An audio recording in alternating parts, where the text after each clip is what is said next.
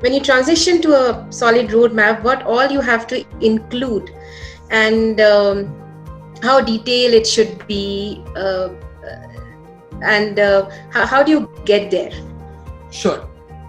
So I think it's an interesting timing for a question, because essentially we are working on a roadmap for the next year. That's exactly why the call got delayed, because we had a different call at 11, which is why I had to postpone this call.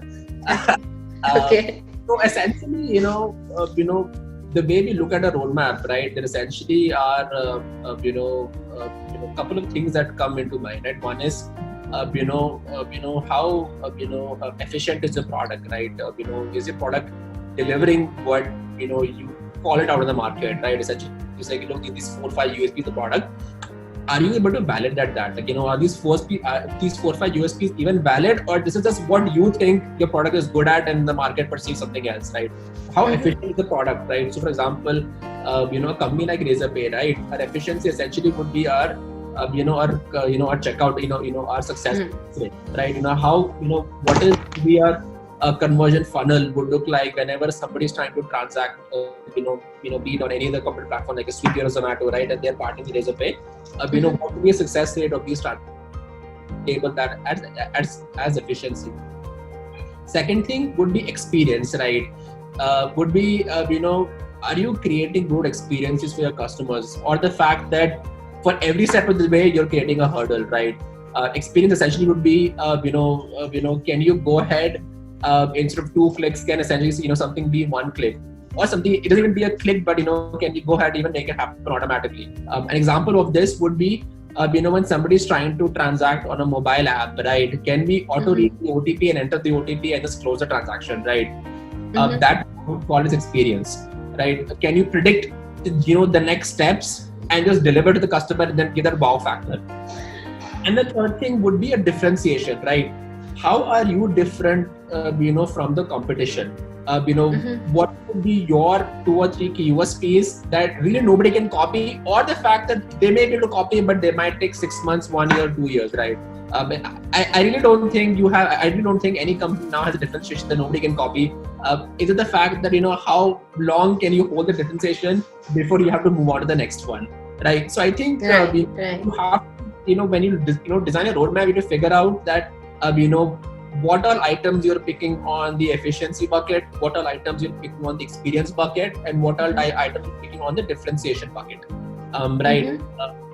Now these are essentially how I would bucket in terms of what is more critical, right? And essentially, all these things have to align to the business goals, right? Business goals could be how many transactions we're processing on a weekly or a monthly or an annual basis, right?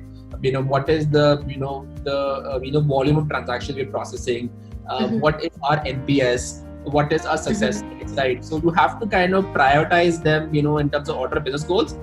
And then when you create a list of items, you figure out, are these business goals more efficiency related? Are these business goals more growth related? Are these business goals more experience related, right? So that will help you prioritize, these efficiency versus experience versus differentiation tasks. Now, that is one. Now, in terms of, how do you even come up with these tasks, right? How do you figure out, how, what is more important, right? So, there are essentially, two broad approaches, we get. One is, what we call, what I call, inside out, and and the other one is outside in. Inside out is fundamentally, talking to internal teams and getting their sense of what are the things they want from a product to deliver, right? So, starting from sales team will have visibility of, what do some of the enterprise customer, or large accounts want, or, what is the industry at a high level speaking about. Then you'll have your key accounts team, right? What will it take to hold these customers for the next 1 or 2 years? Then you'll have your support and operations team, because they are dealing with customer queries day in, day out, right? How can you make their life easier? Automate some of the solutions, automate some of the problems, right? When somebody asks, where is my refund, right? Why can't that be automated, right? Why somebody has to come onto Razorpay.com and figure out where's my refund, right? Some very small things. So essentially, you have to go talk to each of these teams, understand their pain points and how it aligns to your products. So actually, you'll start getting a list of asks, demands, certain nuances that will essentially cover your inside out approach. The outside Mhm. approach, I think that's something, again, essentially would be talking to your customers, Mhm. across different, not only just key accounts, but also talking to some of your, SMB customers, right? Because typically, the key accounts are the loudest. SMBs probably don't have a voice because they don't have a sales POC. But then how do you Mhm. hear their voice, right? So you have to go talk to them, understand their pain points, understand, what are their goals for the next 1 to 2 years, and how can they Mhm. accomplish those goals, right? You know, I think some maybe, everywhere, but then you have to kind of keep your radar so that, you're able to, pick out the best meat and how the meat aligns to your product vision as well. You also have to look at what the competition is doing, right? So there's a Mhm. good thing in India that, payments is still early days. I don't think, I can say that essentially, our competitors are at less than 10. So, so unlike many other companies who probably have n number of competition, essentially, at least we are lucky that we're in a space where, cost of entry is very high. So Mhm. yeah, threats are lesser in terms of this competition, but you have to keep monitoring them. And you also have to look at in terms of, what are some of the industry trends, right? Where is the industry really going, right?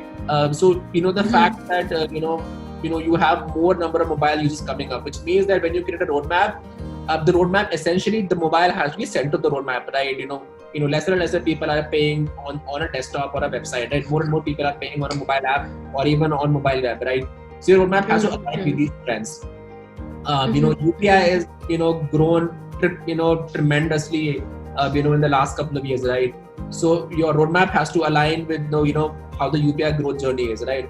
So I think Mhm. a lot of these factors will essentially play out your roadmap, uh, and the roadmap typically, is not really developed in a month, right? I think if a month is not enough, you essentially have to keep doing this, month on month, quarter on quarter, year on year, so that, by the time, your Jan, Feb, March come, essentially it's just consolidation information, and then that will become just internal conversations, talking to different stakeholders and leadership team, and then figuring out what the next April to March looks like. Mhm. If you're starting a roadmap, in January, 2-3 months just won't be enough, right? Essentially, you'll have limited time, talk to limited sources, and then you'll just, pick out what you want to hear rather than, what the folks want to say. Mhm. Right. So Mhm. that's kind of, I've done this, activity in a couple of times at Quicker and Razorpay as well. So Mhm. I'll recommend either same or similar approach, to other, PMs as well.